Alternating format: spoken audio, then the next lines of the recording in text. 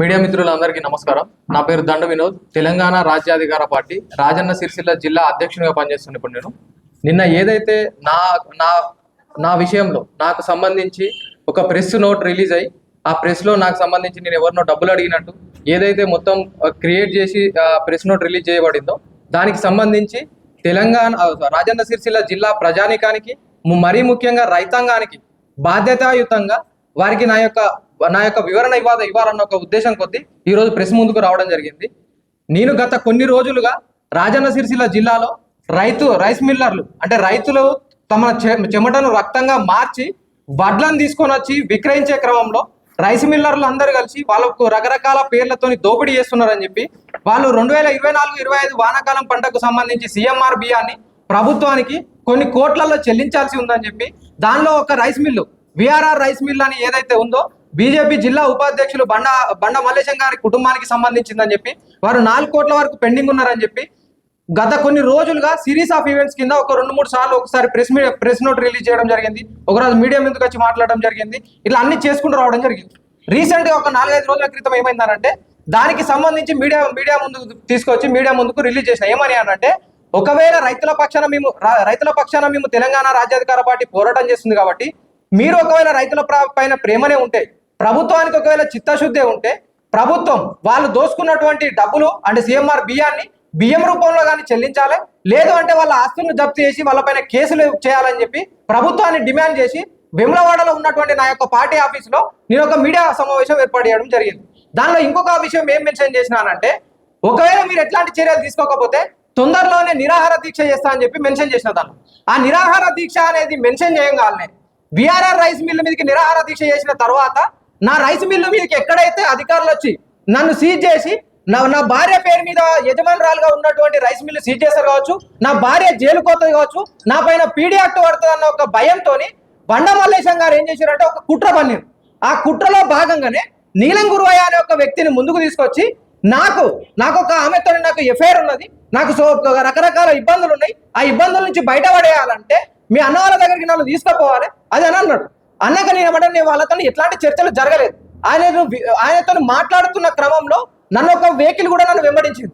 TG 230006 అనేది ఒక vehicle వెంబడించింది. అవన్నీ నేను గమనించి అక్కడ నుంచి తప్పించుకొని గంగాధరకు వెళ్ళడం జరిగింది. ఆ రోజు జరిగిందంట. గంగాధరకు వెళ్ళి రిటర్న్ వచ్చి నా రూమ్ లో పడుకున్న తర్వాత ఇద్దరు సివిల్ డ్రెస్ లో వచ్చి మేము పోలీసులం అని చెప్పి అలా ఇద్దరం ఉన్నాం. మా రూమ్ లో ఇద్దరం ఉన్నప్పుడు సివిల్ డ్రెస్ లో ఇద్దరు పోలీసులు వచ్చి నన్ను ఒక్కనే ఫస్ట్ పట్టుకొని పోయారు. ఫస్ట్ పట్టుకొని పోయేటప్పుడు రకరకాల బెదిరింపులకు గురి చేసిన తర్వాత మళ్ళీ నా రూమ్ లో నా తమ్ముడు అజయ్ అని ఉండే అజయ్ని తీసుకొని వచ్చారు. మా ఇద్దరిని తీసుకొని వచ్చిన తర్వాత నాకు తెలియకుండానే అజయ్ని తీసుకొని వెళ్ళి మీ అన్న డబ్బులు ఇక్కడ ఈ సెల్ఫ్ లో డబ్బులు పెట్టిండట తీసుకుందా అని చెప్పి తోలుకపోయారు. ఆయన నాకు తెలియదు అదంతా తెలియకుండా తీసుకొని వెళ్ళి ఆ సెల్ఫ్ లో డబ్బులు ఉన్నాయని చెప్పి వాళ్ళే చూపించి సెల్ఫ్ ఎక్కడ ఉందని చూపించి ఈయనను ముట్టమని చెప్పి ఈయనను పట్టుకోమని చెప్పి మళ్ళీ ఆ డబ్బులు తీసుకొని వచ్చి ఆడ పెట్టి అంటే మా స్టేషన్ దగ్గర పెట్టి ఇవన్నీ నీ దగ్గరనే జరిగినాయి అని చెప్పి నేను వెళ్ళే కంటే ముందే ఎఫ్ఐఆర్లు అన్ని రెడీ చేసుకొని పెట్టేసి పిటిషన్లే కాదు ఎఫ్ఐఆర్లు కూడా రెడీ చేసుకున్నారు. రెడీ చేసుకొని నేను వెళ్ళిన తర్వాత ఇక 50,000 ఇంట్లోనే దొరికినాయని అన్నారు. అది ఎంతవరకు న్యాయం అన్యాయం అనేది తర్వాత కోర్టులు నిర్ణయిస్తాయని చెప్పి నేను సైలెంట్గా ఉండడం జరిగింది. తర్వాత ఇది జరిగిన తర్వాతనే వాళ్ళు రిమాండ్ విధిస్తామన్న ఉద్దేశం కొద్ది రిమాండ్కు కోర్టుకు పంపించారు. కోర్టు దగ్గరికి వెళ్ళిన తర్వాత గౌరవ జడ్జి గారు ఏం చేశారంటే దీన్ని రిమాండ్ పంపించాల్సిన అవసరం లేదని చెప్పి అక్కడనే బెయిల్ మంజూరు చేసి బయట విడుదల చేయడం జరిగింది నాకు. అయితే ఇక్కడ జరిగిన తప్పులు ఇవన్నీ నన్నేదో చిన్న భయాలు పెట్టి చిన్న కేసులు పెట్టి ఏదో చేస్తాం మభ్య పెడతామని చెప్పి భయపడతామని చెప్పి మీరు అనుకుంటారు కావచ్చు. కానీ నేను భయపడే పార్టీలో పనిచేస్తలేను, భయపడే నాయకుల దగ్గర పనిచేస్తాను. కేసులు పెడితే భయపడతాం అనుకుంటే అది మీ యొక్క చిల్లర వేషాలకు తార్పం పోస్తుంది తప్ప మేము కేసులు పెడితే ఎట్లాంటి భయానికి గురయ్యేది లేదు. రేపొద్దున ఇది ఇప్పటికే అయిపోయిందని మీరు అనుకుంటారు కావచ్చు. ఎట్టి పరిస్థితుల్లో రాజన్న సిరిసిల్ల రైతాంగ పక్షాన ఖచ్చితంగా నా పోరాటం కొనసాగుతుంది. రైస్ మిల్లర్లు ఎవరైతే ప్రభుత్వ ఆస్తిని దోపిడీ చేసిరో కోట్లలో దోపిడీ చేసిరో వాళ్ళందరూ వెనుకకి ఇచ్చేంత వరకు ఆ తిరిగి డబ్బులు చెల్లించేంత వరకు లేదా వాళ్ళపైన క్రిమినల్ కేసులు పెట్టి జైళ్లకు పంపించేంత వరకు వాళ్ళపైన పోరాటం కొనసాగుతుంది. ఖచ్చితంగా దీనిలో వెనుకొచ్చే సమస్యనే లేదు. ఇక నా కేసుకు సంబంధించి న్యాయస్థానాల పరిధిలో ఉంది కాబట్టి నేను ఎట్లాంటి కొన్ని కండిషన్స్ మీద నేను బయటకు వచ్చినప్పుడు నేను దాని గురించి ఎట్లాంటి మాట్లాడడానికి కూడా లేదు. ఇవన్నీ ఏం జరుగుతాయి తదుపరి చర్యలో జరుగుతాయి. నీలం గురువయ్య ఎక్కడి నుంచి వచ్చిండు, ఎవరు ఎక్కడి నుంచి వచ్చిండ్రు అనేది తర్వాత కోర్టులు నిర్ణయిస్తాయి. తర్వాత మీ సంగతి ఏందనేది కూడా చూస్తాం. Thank you so much. Sircilla జిల్లా మీడియా మిత్రులకు, సిరిసిల్ల జిల్లా ప్రజలందరికీ కూడా పేరు పేరున నమస్కారాలు తెలియజేసుకుంటూ, నా పేరు మాదం రజనీ కుమార్ యాదవ్, తెలంగాణ రాజ్యాధికార పార్టీ రాష్ట్ర వర్కింగ్ ప్రెసిడెంట్, ఉమ్మడి కరీంనగర్ జిల్లా పార్టీ సంస్థాగత వ్యవహారాల ఇన్ఛార్జిగా పనిచేస్తా ఉన్నాను. నిన్న వేములవాడ పట్టణంలో మా పార్టీకి సంబంధించి సిరిసిల్ల జిల్లా అధ్యక్షుడిగా ఉన్నటువంటి దండు వినోద్ పైన ఒక అక్రమ కేసు నమోదైంది. అసలు అక్రమ కేసు ఎందుకు నమోదైంది, దాని వెనకాల ఎవరు వ్యక్తులు ఉన్నారు, ఈ అన్ని అంశాలకు సంబంధించి తెలంగాణ రాజ్యాధికార పార్టీ ఆరాధించినటువంటి క్రమంలో ఆశ్చర్యపోయేటువంటి విషయాలు వెలుగులోకి వచ్చాయి. అసలు ఎవడు ఈ పిటిషనర్ అని చూస్తే, పిటిషనర్ ఎవడు అని అంటే నీలం గురువయ్య అనేటువంటి ఒక వ్యక్తి. అసలు నీలం గురువయ్య అనేటువంటి వ్యక్తి పిటిషన్ చేయడానికి ప్రధాన కారణం ఏంటి అని మేము ఆరాధించినప్పుడు, కరెక్ట్ 15 రోజుల క్రితం ఈ నీలం గురువయ్య అనేటువంటి ఒక వ్యక్తి కట్టరాంపూర్ కరీంనగర్లో ఉండేటువంటి ఒక వివాహిత మహిళతో అక్రమ సంబంధం ఉన్నటువంటి నేపథ్యం. 2013వ సంవత్సరం నుంచి ఆ మహిళతో సహజీవనం చేసి 1,50,00,000 రూపాయలకు పైగా ఆ మహిళ దగ్గర డబ్బులు తీసుకున్నాడు అనేది ఆ మహిళ యొక్క ఆరోపణ. సో ఈ క్రమంలో ఆ మహిళ వేములవాడ పట్టణ పోలీసులను ఆశ్రయించినటువంటి క్రమంలో వేములవాడ పట్టణ ఎస్ఐగా ఉన్నటువంటి శ్రీనివాస్ అనేటువంటి వ్యక్తి ఆ మహిళను పోలీస్ స్టేషన్లో బంధించి, నీపై హానీ ట్రాప్ కేసులు పెడతామని బెదిరించి, నీపై బ్రోతుల కేసులు పెడతామని బెదిరించి, ఆమెపై బలవంతంగా ఒక ఒప్పంద పత్రం ఎస్ఐ శ్రీనివాస్, నీలం గురువయ్య యొక్క అన్న నీలం అంజయ్య ప్రభుత్వ ఉపాధ్యాయుడు, అదేవిధంగా మరొక 2 వ్యక్తులు నీలం ప్రభాకర్ అనే వ్యక్తి, పోగుల సీన్ అనే వ్యక్తులు, ఈ 4 వ్యక్తులు నన్ను హనీ ట్రాప్ కేసులు పెడతాం, నీ పైన బ్రోతల కేసులు పెడతామని బెదిరించి ఒక దొంగ అగ్రిమెంట్ పత్రం రాసిచ్చారన్న. ఆ 1,50,00,000 రూపాయలు నేను ఇతర వ్యక్తుల వద్ద అప్పులు తీసుకొని వీరికి ఇవ్వడం వల్ల తిరిగి అప్పులు ఇచ్చినటువంటి వ్యక్తులు నా ఇంటిపై దాడి చేసేటువంటి పరిస్థితి ఉన్నది. ప్రస్తుతం నాకు పెళ్ళైన కొడుకున్నాడు, నా పెళ్ళైన కూతురున్నది, వాళ్ళ ఇద్దరు కూడా నన్ను ఇంట్లో నుంచి బయటికి వెళ్ళగొట్టిర్రు. సో నేను ఇక ఈ సమాజంలో బ్రతికే పరిస్థితిలో లేను, దయచేసి నన్ను కాపాడండి అంటూ 15 రోజుల క్రితం తీన్మార్ మల్లన్న గారి కార్యాలయం, ఎమ్మెల్సీ కార్యాలయం క్యూన్యూస్ ఆఫీస్కి రావడం జరిగింది. సో ఈ క్రమంలో ఈ నీలం గురువయ్య అనేటువంటి వ్యక్తి ఎక్కడ ఉంటాడు అనే విషయం మామని అడిగినప్పుడు, వేములవాడ పట్టణంలో ఉంటాడు, రియల్ ఎస్టేట్ వ్యాపారం చేస్తాడు, గడిచినటువంటి మున్సిపల్ ఎన్నికలలో కాంగ్రెస్ పార్టీ నుంచి తన భార్యను కౌన్సిలర్ అభ్యర్థిగా నిలబెట్టిండు, క్రషర్లో దందా చేస్తాడు వీడు అని చెప్పేసి ఆ మహిళ ఇచ్చినటువంటి వివరాల ఆధారంగా స్థానికంగా ఉండేటువంటి మా నాయకత్వానికి, మా పార్టీ వ్యవస్థాపక అధ్యక్షులు మల్లన్న గారు ఈ నీలం గురువయ్యకు సంబంధించిన వ్యవహారంలో ఈ మహిళ చేస్తున్న ఆరోపణలు ఎంతవరకు నిజం, అసలు నిజంగా వీడు చేస్తున్న వ్యాపారాలు ఏంది, ఈ అమ్మాయిని నిజంగానే మోసం చేశాడా, సహజీవనం జరిగిందా, పోలీస్ స్టేషన్లో సెటిల్మెంట్ జరిగిందా, అసలు ఏం జరిగిందన్న దాని విషయంలో విచారణ చేయమని వారిని ఆదేశించిన మాట వాస్తవం. సో ఈ క్రమంలో వారి విచారణ కొనసాగుతున్నటువంటి క్రమంలో భయాందోళనకు గురైనటువంటి గురువయ్య, ఎందుకంటే 1,50,00,000 రూపాయలు గురువయ్య అనే వ్యక్తి ఈ మహిళ దగ్గర తీసుకున్నది నిజాలు అని మా విచారణలో తేలినాయి. ఆమెకు 35 లక్షల రూపాయలు మాత్రమే ఇచ్చి ఇంకా 1,20,00,000 రూపాయలు ఎగ్గొట్టేటువంటి క్రమంలో వేములవాడ పట్టణ ఎస్ఐ శ్రీనివాస్తో పాటు ఆయన అన్న అయినటువంటి అంజయ్య, వాళ్ళ తమ్ముడైనటువంటి నీలం ప్రభాకర్, వీళ్ళందరి పాత్ర ఉన్నట్టుగా మా విచారణలో తేలింది. ఈ క్రమంలో నిన్నటి రోజున ఆమెతో కలిసి మా దగ్గర ఉన్నటువంటి ఆధారాలతో వెళ్ళి అధికార యంత్రాంగాన్ని కలిసి ఆ మహిళకు న్యాయం చేయమని చెప్పేసి చేసేటువంటి పనిలో మా జిల్లా టీం ఉన్నది. సో రేపెళ్ళి వీళ్ళు జిల్లా అధికార యంత్రాంగాన్ని కలవబోతా ఉన్నారు, ఆధారాలు ఇవ్వబోతున్నారు అనే విషయాన్ని తెలుసుకున్నటువంటి గురువయ్య ఆ మహిళను బెదిరించడం కోసం, ఈ మహిళను కాంప్రమైజ్ చేయడానికి వాళ్ళు డబ్బులు డిమాండ్ చేశారన్నట్టు ఒక పిటిషన్ ఇవ్వడం, ఎక్కడ ఆ పిటిషన్కి సంబంధించిన దానిలో లేదా వాళ్ళు మాట్లాడినటువంటి దానిలో వినోద్తో ఎక్కడ నేరుగా మాట్లాడినటువంటి ఆడియోలు లేవు, ఎక్కడ డబ్బులు డిమాండ్ చేసిన ఆడియోలు లేవు. కానీ వీడు ఆ మహిళతో గడిపినటువంటి వ్యవహారాల్లో నీ వర్షన్ ఏంటని తెలుసుకున్న మాట నిజం. సో దానికి సంబంధించిన ప్రతి ఆడియో పోలీస్ డిపార్ట్మెంట్ వద్ద ఉన్నది. సో ఈ క్రమంలో భయభ్రాంతులకు గురైనటువంటి ఆ వ్యక్తి వీళ్ళు డబ్బులు డిమాండ్ చేస్తున్నారని ఒక పిటిషన్ ఇప్పించి పోలీసుల ద్వారా ఒక 50,000 రూపాయలు ఆయనే పంపించి మా పార్టీ పైన తప్పుడు కేసులు నమోదు చేసే ప్రయత్నం చేశారు. మిస్టర్ నీలం గురువయ్య కానీ ఈ వ్యవస్థలకు కానీ ఒక మహిళ తనకు అన్యాయం జరిగిందని వ్యవస్థలను ఆశ్రయించినప్పుడు, వ్యవస్థలు అంటే పోలీసులను ఆశ్రయించినప్పుడు పోలీసులు ఆ మహిళకు న్యాయం చేయకపోగా తప్పుడు కేసులు పెడతామని భయభ్రాంతులకు గురి చేయడం వల్ల ఆమె తీన్మార్ మల్లన్న ఆఫీస్ కార్యాలయానికి వచ్చింది. ఈ పోలీస్ వ్యవస్థ ఆ మహిళకు న్యాయం చేసి ఉంటే ఆమె మా ఆఫీస్ రావాల్సిన అవసరం ఏముంటుంది? అసలు ఆ విచారణ చేయాల్సిన అవసరం మా వినోద్కి ఏముంటుంది? మీరు న్యాయం చేయరు.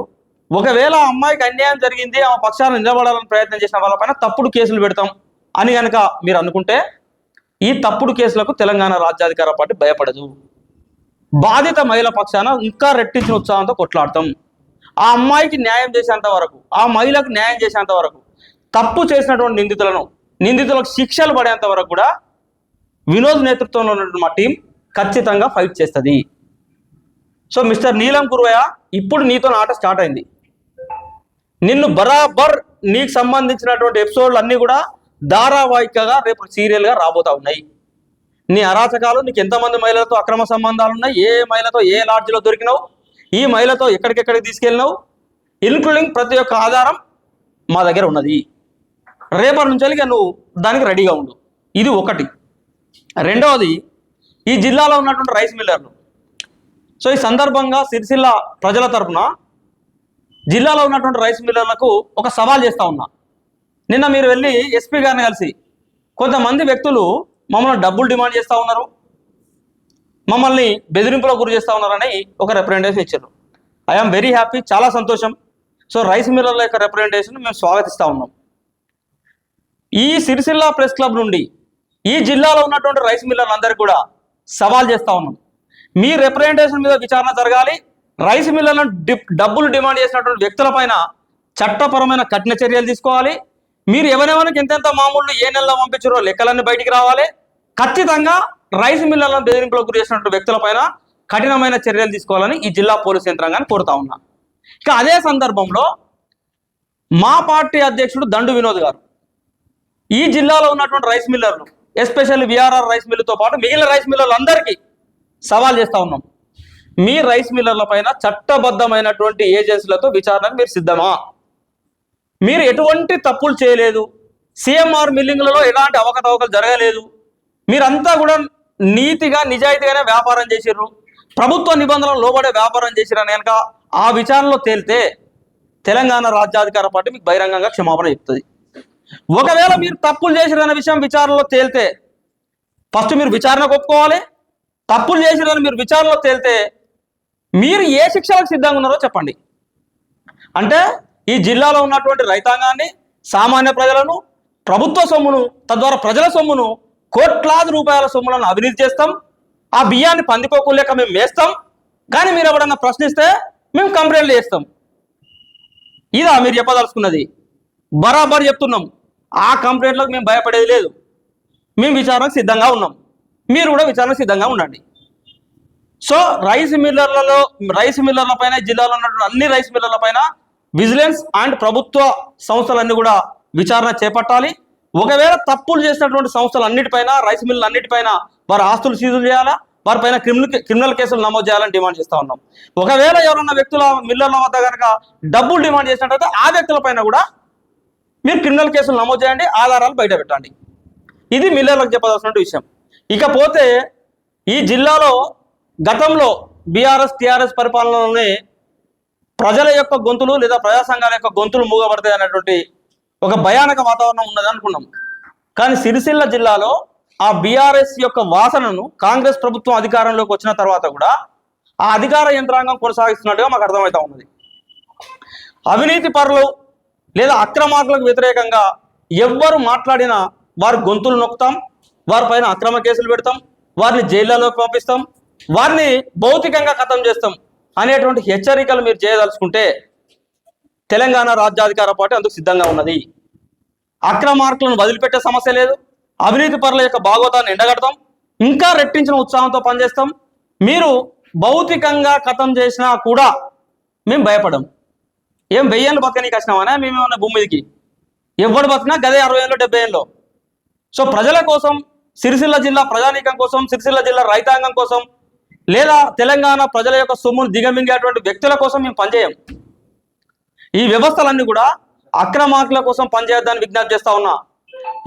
ఈ సమాజంలో ఉన్నటువంటి వ్యవస్థలు సక్రమంగా పనిచేసినట్లయితే, అక్రమార్కుల యొక్క భరతం పట్టేటువంటి పరిస్థితులు ఉంటే మాలాంటి అందరం ఎవరం కూడా గొంతెత్తాల్సిన అవసరం లేదు, ఎవరం కూడా మాట్లాడాల్సిన అవసరం లేదు. సమాజంలో ఉన్నటువంటి వ్యవస్థలు ఫెయిల్ అయినప్పుడు ప్రజలే 100% తిరగబడతారు. ఆ తిరగబడ్డటువంటి ప్రజలకు ఈ జెండా నాయకత్వం వహిస్తుందన్న విషయాన్ని మాత్రం చెప్పదలుచుకున్నాం.